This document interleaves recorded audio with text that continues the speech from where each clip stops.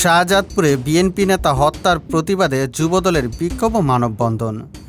সিরাজগঞ্জের শাহজাদপুরে কাপড় ব্যবসায়ী ও বিএনপি নেতা আজমির হোসেন বিপুল হত্যার প্রতিবাদে মানববন্ধন ও বিক্ষোভ মিছিল করেছে উপজেলা ও পৌর যুবদল।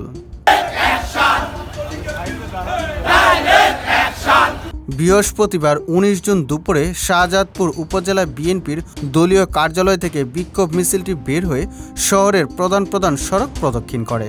পরে উপজেলা বিএনপি পার্টি অফিসে অনুষ্ঠিত মানববন্ধনে বক্তারা বলেন, হত্যাকাণ্ডের ২ মাস পেরিয়ে গেলেও এখনও আসামিদের গ্রেপ্তার করা হয়নি, যা অত্যন্ত দুঃখজনক।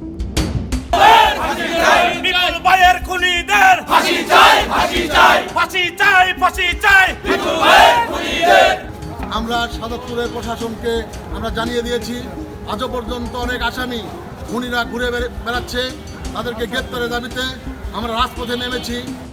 নিহতের বড় ভাই নুরুজ্জামান অভিযোগ করে বলেন, গত ১৮ এপ্রিল তুচ্ছ ঘটনাকে কেন্দ্র করে পৌর শহরের রামবাড়ি মহল্লায় ইয়াবা ব্যবসায়ী শহীদুলের নেতৃত্বে তার ভাইকে নির্মমভাবে পিটিয়ে হত্যা করা হয়।